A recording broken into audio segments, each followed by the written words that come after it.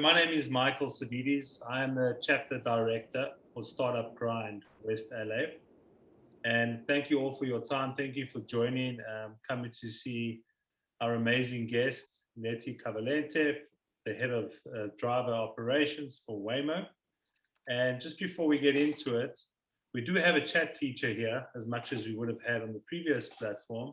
So I do encourage everyone to ask any questions that you may have, as well as I do encourage you guys to engage. A lot of you that have not been on Startup Grind before, you're more than welcome just to introduce yourself, what you do, and if you have an ask. That is what the community is about helping everyone else. So to get into it, for those of you that have never joined before and don't know what Startup Grind is about, I do know a lot of people, this is their first event. So Startup Grind is a growing global community powered by Google entrepreneurs.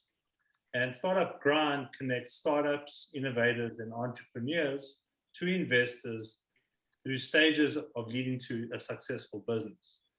And there are three main areas or three main values in which Startup Grind abides to, which is to give, make friends and not contacts, and just to help each other out. So Startup Grind was founded in 2010 by our founder, Derek Anderson, where him, along with fellow friends and entrepreneurs, came together to crack the same problem. And that problem was the growing challenges of launching a company. So from then on, this spurred into a global growth. And the Startup Grind community expanded exponentially, where we host chapters in various cities in numerous continents around the world, this being the West LA chapter. So our community proves that entrepreneurs are in fact stronger together. So Lety, should I say, thank you so much for having come in and joining us today, and coming just to share your story and your aspirations, your inspirations, and just to tell your story with the Startup Grind community. So thank you so much for joining us. Of course, my pleasure, Mike. Okay, so with 9+ years of experience in strategic operations, financial and operations consulting, holding an MBA from the Alliance Business School from the University of Manchester. Incredible. Considering this unconventional path to the head of driver operations for Waymo, you started your career, I found this incredibly fascinating, as a tax lawyer in São Paulo, before moving to the United States as a fraud investigator and auditor.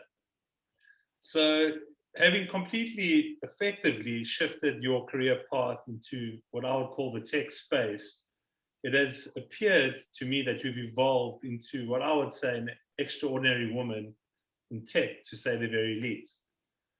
So just so everyone knows, it is Women's Month, and at Startup Grind, we have a strong focus not only on tech entrepreneurs and innovators, but we promote diversity in all regards, not only in the tech space, but in any industry.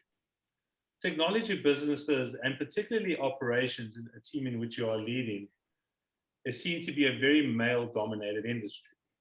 So this is why I'm so excited to have you on this chapter, as we explore the various facets of being a woman leader in a tech giant like Waymo, and how that effectively shaped you into the person you are today. So I do want to share a video with everyone. It is very pertinent to our talk today, and I think a lot of people can draw inspiration from this. So I'm just going to share this video now. Those clothes don't make you look good. Are you putting on weight or something? She only got the position because she's a woman. You don't want to be an engineer. That's a man's job. These are real things women engineers have actually heard.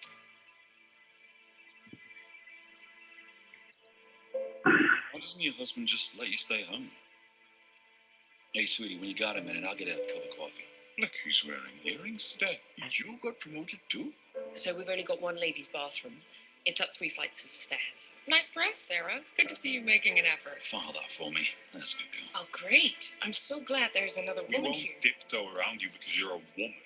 You still have to put in the same amount of work. So I guess you'll be starting a family soon, huh? Hey, guys, no swearing. There's a woman in the room. I don't think this university is ready for a female Are president. you sure you'll be able to handle this course? It's quite advanced. We'll do the more technical stuff, and you can take notes, okay?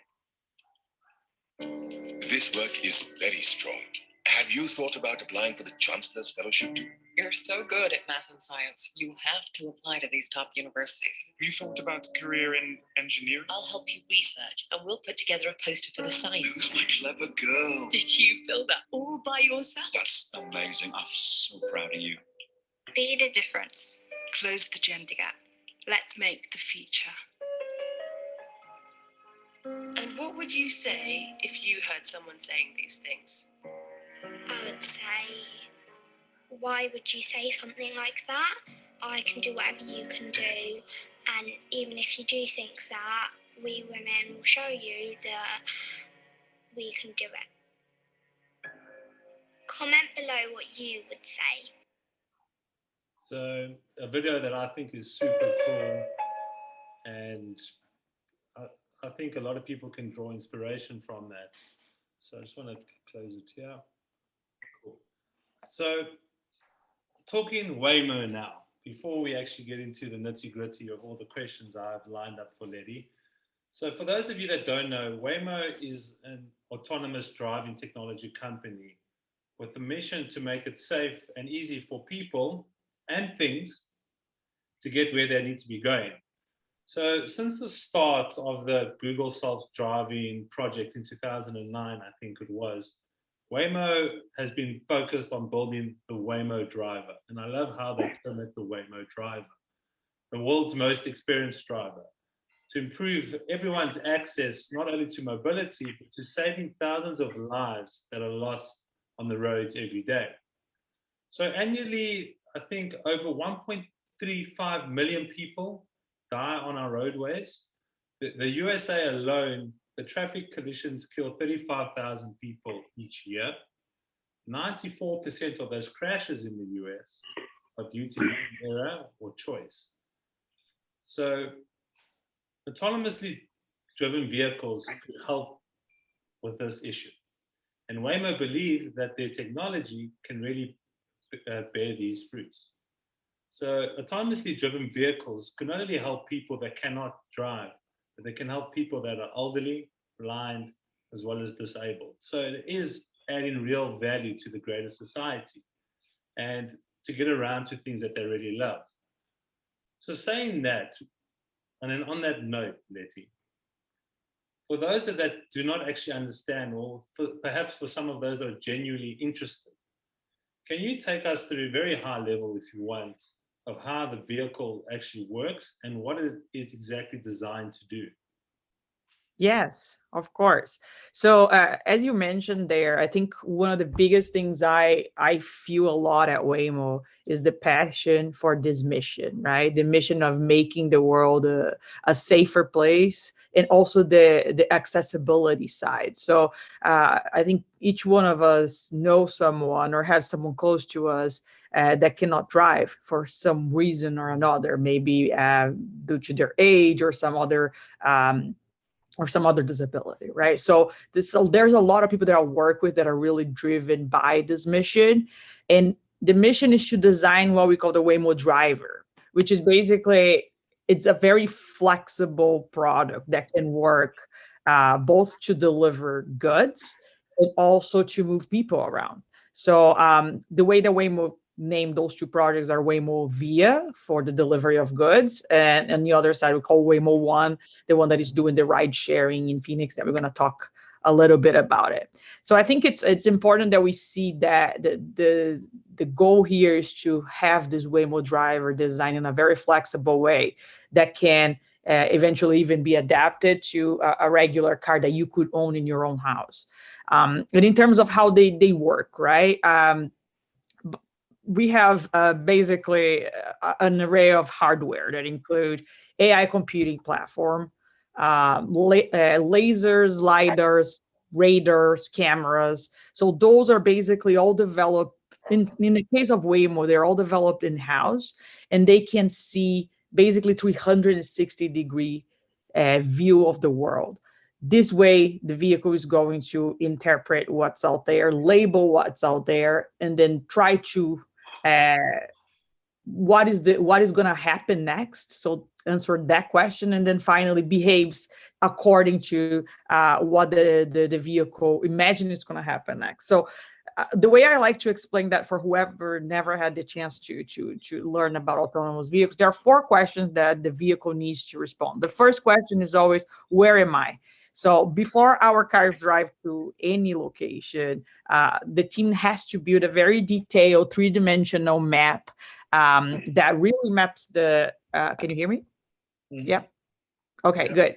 Okay. That really maps the road profiles, the curbs, the sidewalks, the lane markers, crosswalks, traffic light, everything you see out there, we need to map it first. So a lot of people think, oh, can you just use Google Maps and then import that? And the answer is no. We need a much more detailed information when we're first building the map in a new location, right? We need lane by lane, distance from the curb, this level of detail that Google Maps cannot help you. So the first thing that we do and the first question that we answer is where I am. So what is the map that's going to tell me that? So once that's happened, that gives the vehicle an idea of where it is. The second question to answer is like, what is around me? And that's when the sensors, they enter, right? They're constantly scanning the objects that are out there, such as pedestrians, vehicles, roadwork, obstructions, and they are continually reading the traffic controls. For example, the traffic lights, right? Cameras are one of those things that really enable us just to have the vision of the car and detect the color of the traffic lights that are changing. So there's a lot of complexity to work with there. Think about how different pedestrians could look, for example, right? We are all different sizes, different shapes, with different postures. Gestures are different. We wear different clothes. So the software needs to understand and label that those are all the variations of pedestrians. And then the next question to answer, then what will happen next, right? So we really want to understand how the objects around us, they behave. And it can be very challenging, right? Because the behavior, the predictive behavior of things that sometimes look very much alike can be completely different. And an example I really like to share is the difference between a cyclist and a motorcycle driver, right? So these two, they might look similar from the labeling standpoint, but they behave completely different in terms of how aggressive they are driving, right? So having that in mind, the software really, the prediction needs to be done in a very safe manner. The information of everything that it's based around, including the speed and trajectory, can then, based on experience, and we call it the experience is the number of miles that we drive in those specific software, can really help us to learn and understand all the possible paths that the road users may take there. So then obviously the final question, right? Which is, now I understand where I am, I understand what's around me, and I understand what possibly will happen next, and then what should I do? So based on all the information, the Waymo driver would determine the exact trajectory in terms of speed, lane, steering maneuvers to progress and do that safely. So this is, I would say, a very, very, very challenging area of technology. I would say we are not 100% figured out. I think the final 5% is what is the most difficult to figure it out. And right now there are a lot of autonomous companies out there. I'm proud to work for Waymo because Waymo has done a lot in terms of miles. They've been doing that for a long time. So it's a good measure, right? What we report to the DMV is always the number of interventions based on the number of miles that we drove in our software. So that's a good measurement. There's always a DMV report that you can check if you want to see where are all those companies at the moment, and really how is the performance of the software now. But we are in a place now that we really in a very, I'm very proud to say that we launched the service in Phoenix. We're the only proven case right now with ride sharing service in Arizona, completely driverless. So if you're ever in Arizona, I would strongly recommend you to download the app and just take a Waymo like you would take an Uber or a Lyft. Yeah, that's incredible. And I think that was a perfect explanation for anyone that doesn't know what goes into designing of these vehicles, because obviously it's not something that was done overnight. It's a lot of work. So speaking to your point about Phoenix, Arizona being the first state and city in which you had entered into, I would imagine that was something that was not easy to convince the state, let alone the greater society or the people that live there, that they would have a vehicle on their roads that does not have a driver. How was that experience trying to convince these people that this is the way forward? And yeah, I mean, it must have been a lot of negotiation, I would imagine. Yeah, I think it's an interesting case because it's also, I would say, it's very highly dependent on your approach, right? Like it's a work that you have to do, and you have to constantly be in communication with the government and showing your numbers and making sure that they are feeling comfortable with the progress of your product there. So we don't go directly in a state and start launching the driverless service. Hopefully one day we're going to be able to do that. But right now there is a process, right? We go to a new location, we map that new location. Once you map there's a lot of manual driving, and there's a lot of testing that happens there. And the testing are always happening with a safety driver there. We are very, very proud on how we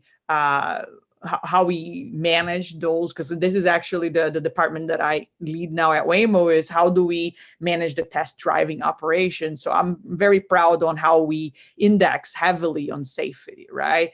Making sure that everybody that is on the road is aware that they are tested, that they are assessed, and there is a constant, I would say, background checks that we do to make sure that the people that are on the road, they're safety drivers, they are actually safe drivers. So I am extremely proud of that part. And until we get to a point when the software is really smooth and the customer is going to have a good experience, and you had the experience, you can tell this group a little bit of how it was.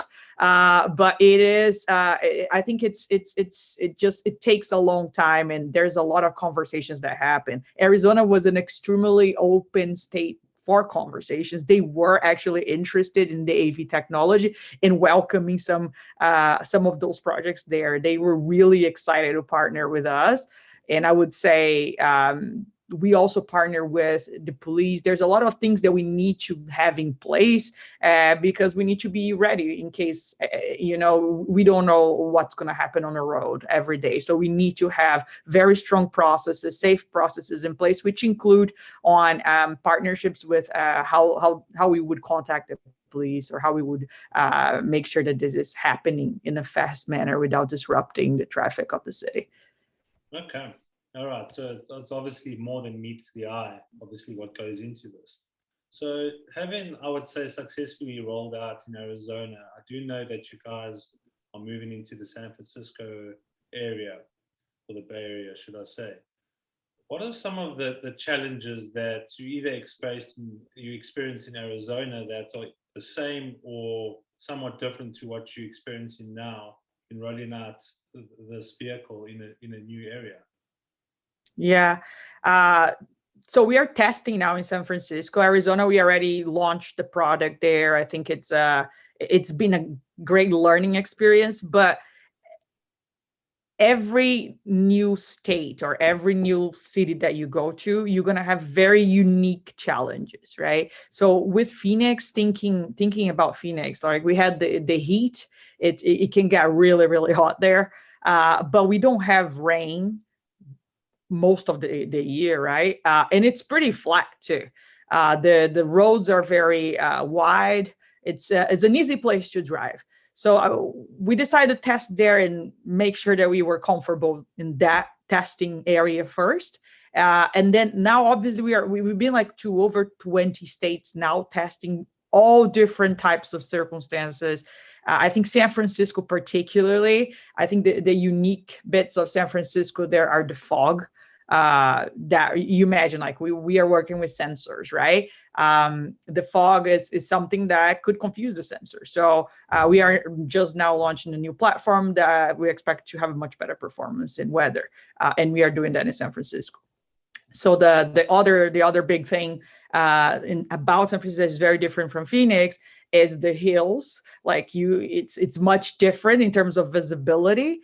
And you also have much more, like I would say, much narrower streets, which in Phoenix was not the case. So I would say those were some of the areas that San Francisco is challenging. But we are learning so much. Like it's crazy on how much in one day out you can learn from different situations that you interact, and how much more you're adding to your product every time you learn some of those things. So that's why we do a lot of like weather testing across the country. We do some snow tests. Whenever it's a crazy rain time in Miami, we like to go there too. So we've been there for years now. It's been really a great learning experience. It's the most crazy situations that you put the car into, the more it's going to learn and the better it's going to behave once the software is ready. Okay. No, I do want to ask a question. I mean, you're more than welcome to say no. I'm sure you guys have ran into some interesting experiences or encounters with these cars. Is there anything that's worth divulging to the audience, not only the people that are listening now, but for the people that will be watching the recording?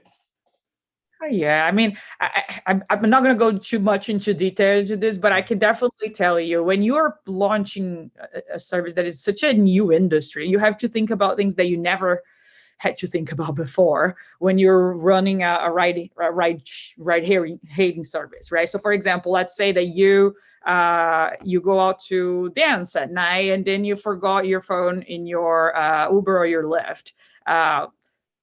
Lost and found, it's something that works very easily when there's a driver in the car. Yeah. When there's no driver in the car, this process there's a lot of work and processes that need to be developed in the background so you can recover that quickly and fast, right? And fast, I would say, and then, like I would say, there's a whole process on how we find out where the things are, and then how do we contact you, how do we trace you. So there's a lot of processes that you need to work in the background that a driver there would be, much easier to figure that out and see that. And also car cleaning, right? Disinfection, all of those things. We need to ensure that the product always gets to the next customer, providing a great experience. So there's a lot of monitor that needs to happen, because if you go there and the vehicle is dirty after you, like, how do you deal with this situation, right? It's like, when is the next person is going to find out? It might be too late. You don't want to damage the customer experience there. So there's a lot of processes that need to go in place to monitor, and things that you need to think about that you only realize sometimes when a situation happens and then you're like, okay, we need to do this better or improve this, and that's how we are getting there. Okay. No, I mean, like you said, these are things that you won't experience because you guys are first in the market, and these kind of experiences are unique. And I'm sure as you progress and roll out further throughout the country, you will run into various unique scenarios that weren't applicable before. Which brings me to my next question. So Waymo, I would say, is now seen as a sustainable solution with the rollout of the electric vehicles. And what are some of the initiatives and partnerships you have taken to grow other industries around you? Like who else can benefit from Waymo? Yeah, I think there's just really a lot of industries that can emerge from the autonomous driving industry, right? I think one of the big things now is we are going EV with our new Jaguars. So what we notice very clearly is whenever we get to a new city, the cities don't have this structure ready yet. So you need to, for charging, for example, that's a big thing, right? You need to be able to develop a whole charging infrastructure to support your product, and that needs to be developed across all your footprint. It's not going to be something that you can just send all cars to one location. If you're doing a ride hailing service, you need to be able to be close to spread around the territory so your ETAs are low. So it's how much those things are need to be around and very strategically located in your footprint is one. I think facilities in general, right? The way where you're going to park the cars, where you're going to store the cars. I know you have your passion for parking. You with your startup, the Park Up, we had the conversations about that. I think it's the most flexible solutions that you can see on how to store park cars. I think those are all great things if you think ahead in a world where the vehicles will be autonomous driven. Yeah. No, okay. So I just have one more question, then we'll move into the different segment of the conversation. I do know you can't divulge which cities you're looking to go into next, but the question I would have is, how do you identify the next city to move into? What are some of the things that you consider? I know you've touched on if they have the infrastructure, weather is a big thing, but what are other things that you have to consider? Because obviously it's not as simple as just moving your company there or a solution there. What are some of the things that you look at? Yeah, I think you need to think about the product first and what is your market, the size of your market. That's the main question that you need to respond. So if you're talking about ride hailing, right? Where are the biggest markets for ride hailing? And that's very likely where we need to go sooner or later. So they will have different things to teach us, and we have different levels of difficulty based on weather and the unique situations that they provide. So I would say if you think about what are the biggest dense urban areas that really consume ride hailing, you're going to have your answer right there. There are not that many in the US, so you can think about it. Now, if you think about Waymo Via, right? It's more about trucks. They're beautiful. Their blue big trucks are beautiful, by the way. So I think it's more about like who's your customer in your market, and it's going to be mostly moving goods. And in thinking about that, what are the main routes that are the routes where you have more goods in the US going from one state to another, right? So the perspective when you think about trucking, it's always more focused on connecting point A and B in highways that are really like famous routes in the US. Okay. No, I mean, I think that's incredible. And I love the brand. I love what you guys are doing. And I was super excited when I knew I can get your time to just take us through this, because a lot of people perhaps actually don't know what an autonomous vehicle is actually doing in the city like Arizona and how far advanced it actually is.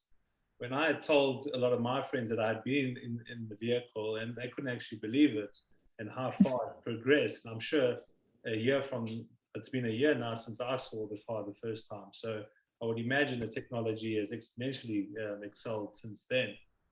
All right. Okay. So more about Lety now. So with the diverse background that you have, and from being a lawyer to being head of driver operations for this tech giant, for people, guys and ladies wanting to change industries, can you take us through how you transferred your skills from your previous roles and how you actually changed your career path into something that is so significant and so of value to the future of society? Mm-hmm. Yeah, no, for sure. And I think you touched on a point that it's everything. It's transferable skills there, right? When I started the MBA, my life before the MBA was my background was legal, but I was already at a point that I was doing operations fraud investigation. So I knew I liked operations. I knew I liked processes. I knew I really loved to see where things were happening and the fast pace that this world had, but I couldn't. At that time, I was always working like with teams and doing those audits and fraud investigations. And then I would leave with a recommendation, a report for the people to follow, but then I would never know how did that get better. And probably I would not see those people again for a long time. So I knew that I wanted to lead a large team. That's one of the skills that I wanted to be able to have. And I knew I liked operations. I had already a background in traditional industry of automotive, right? So I was working for a trucking company for the most part, trucking defense, Navistar. That was like my first job in the US. So, but I really like the culture of tech.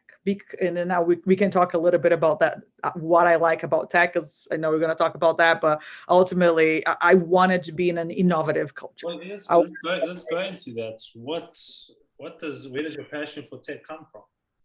Yeah, I think it's about being in the traditional industry, being stuck so many times with legacy systems, doing audits. It can be very frustrating on how little you can innovate when things are so traditional, and innovation is not fostered in the environment that you're in.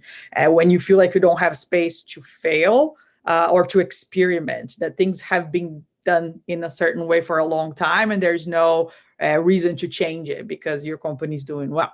So I didn't like that environment. I wanted to be in a place where I could actually create more impact, that I could invent and I could simplify things and I could make things happen and feel like I had an impact and changed things, and a much bigger impact than my day-to-day work there. So I love that culture of tech. Obviously, Google for me was a dream, right? Everybody talks about bring your dogs to Google, eating the amazing food. All of those perks are true. But I didn't have any tech background. So I had to basically build into those skills that we talked about, right? So I had operation skills.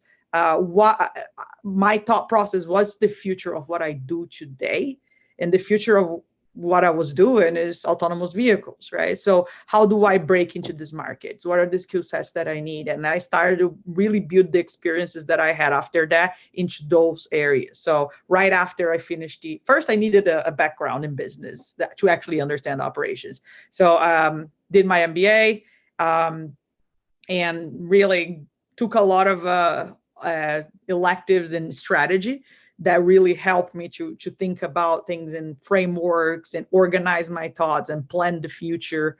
And also took a lot of subjects and things that I felt it was missing in my background. So I was ready to lead an operations team. When I left, I chose to work for Amazon, which was really tough. I would say it was like a couple of years of very crazy working hours, working overnight. I'm sure many people can resonate with you on that. You're not the first person. Yeah, it was pretty crazy. Yeah, it was pretty crazy. But they, from day one, give you a team, like for this MBA program that I was in, they give you a team of 600 people from day one to manage. And I like the opportunity to be thrown on the fire like this and try to figure it out and learn by doing, like they say. So yeah. And then when Waymo called me, I was working for Amazon. I was super happy there, but Waymo was like, listen, you have a skill set that now we are looking for in terms of autonomous vehicles. We need someone that understands the driving, the logistics, the processes. We know the technology. We need more people that have your skill set. So that's how I got into that. And when I like the culture there, I had an internship at Google before. I knew it was the culture that I appreciated. It's a very inclusive culture. It's a really good place to work. Yeah. No, that's amazing and super inspiring, I must say. And I mean, I wouldn't have to tell you this, but it's something you need to be very proud of. So now, being a female leader in this male-dominated industry, which is operations, I find few people that could disagree with me on that.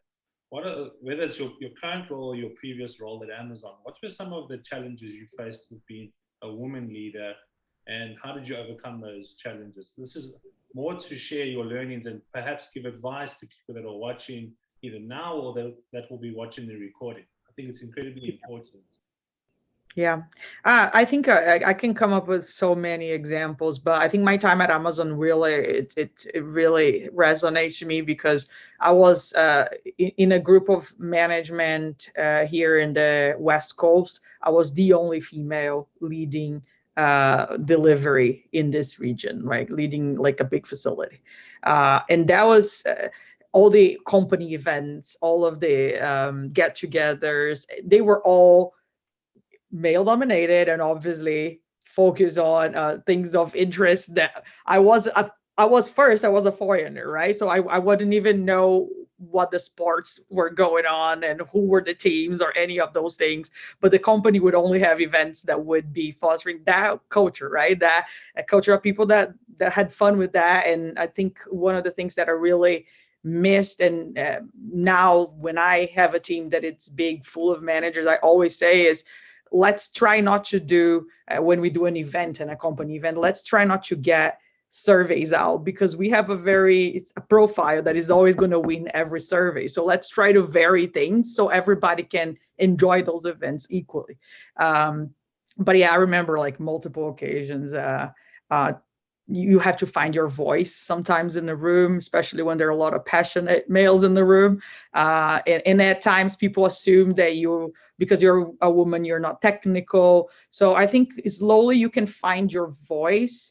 But my piece of advice is always like, first find a culture that it's at least trying to be inclusive. I think we are very far from being the equitable workplace that everybody dreams with, but at least look for a company that's trying hard to do it, that you have space to do these things.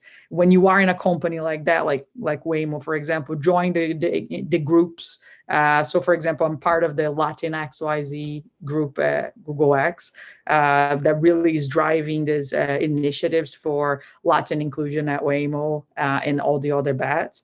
And then finally, I would say mentorship is huge, right? Try to find someone that either looks like you or actually had to go through the same struggles that you were going to get advice. I now have a mentee at Waymo. I have some mentees outside of Waymo, and I super value this opportunity because one of my managers from Amazon was a great mentor for me and really helped me to find my voice, especially in big meetings, cross-functional with engineers, etc.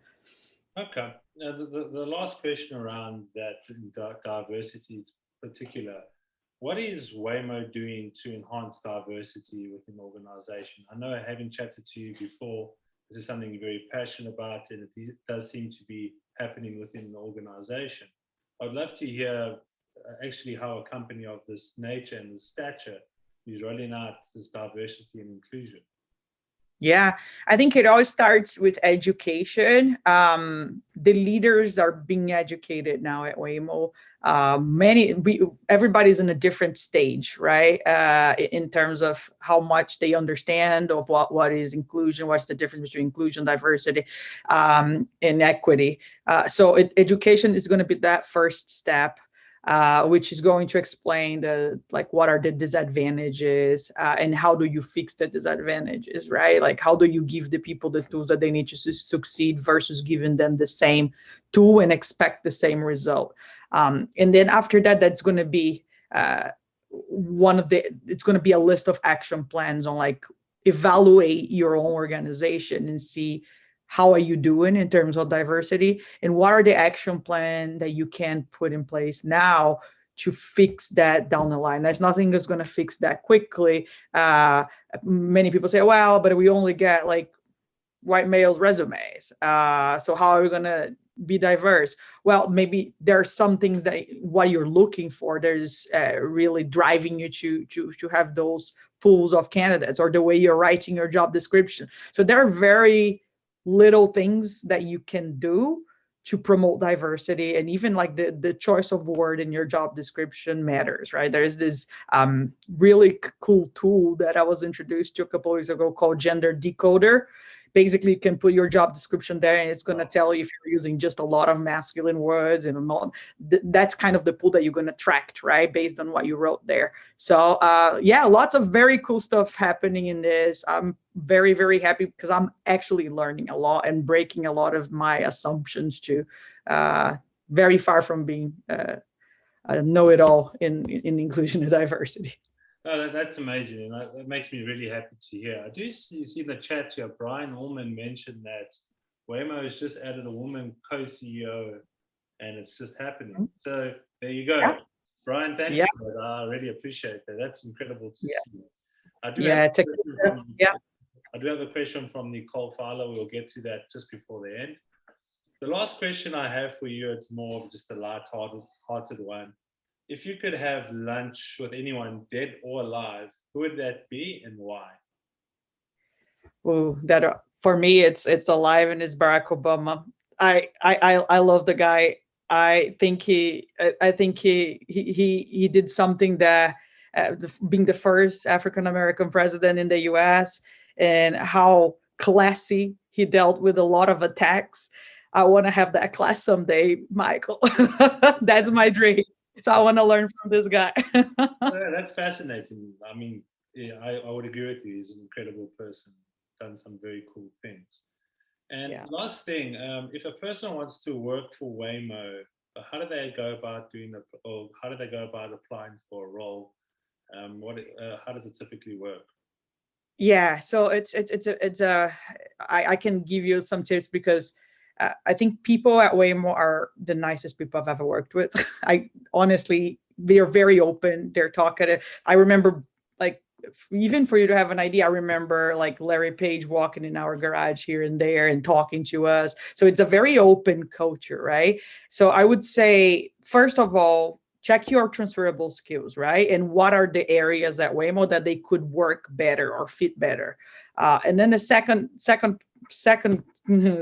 suggestion I give is like reach out to people. Yeah. There's nothing. I actually like the head of the trucking operations now at Waymo. He reached out to me on LinkedIn. And that's how it happened. He was like, hey, I'm looking into this role. And I was like, well, this role is not actually a very good fit, but looking into your background, I think you would fit more into this area, right? So I think people sometimes they hold back in reaching out to people and trying to understand a little bit more what they're looking for, but they shouldn't, because in Alphabet the culture is super super open, and you will find people that are willing to speak to you and help you out. What I don't recommend, obviously, is like build a network, right? Don't just go there and say, hi, can you get me a job? That's not the way they approach the situation. But make sure that you're creating some giving some context, explain your passion or why you want to work for Waymo, what your transferable skills are. And I think people are usually very open to help. I usually am very active on LinkedIn, and like there's a ton of cases that people just reached out to me and ended up either working there or I guided them in the right direction. Amazing. No, well, thank you. I mean, those are the questions that I have. I think you answered them better than anyone would. So thank you for that. We do have a question from Nicole Fowler, and she asked if Waymo is partnering with any competitors. Will they possibly be partnering with a company like Lyft? Yeah, so actually Lyft is our partner in Phoenix, Arizona. So you were able to actually order a Waymo through the Lyft app. There's a lot of learnings that come from it. I think Lyft has a very good experience with that market of ride hailing that we are not familiar with, and we are learning a ton from them. So we do have a partnership with Lyft in Arizona. I don't know what is going to be, if it's going to expand or not, but I'm telling you like that we already have it going and a very good relationship with them. Okay, well, cool. Well, that is the question we got. Nicole, thank you for that. Well, we have come to the end of our show, I would say. Thank you so much. Thank you so much. I took a lot of value. I'm sure the audience will, and I'm sure the people that are watching this recording later on will take a lot of value and inspiration. So before we end off, I'd just like to encourage everyone that are not members of Startup Grind West LA, please join, as well as to please follow our social media accounts, especially on Instagram and on Facebook, as well as on LinkedIn. We are sharing a lot more events now as we come out of COVID, and next month we'll be hosting our first in-person event, which I'm incredibly excited about. We will be sending out communication later this week. And yeah, I can't thank you enough. Thank you everyone for joining, and I look forward to the next event. Enjoy your evening, and I will see you soon. Thank you, everyone. I appreciate it. Add me there on LinkedIn and we can have a chat. Bye. Bye. Bye.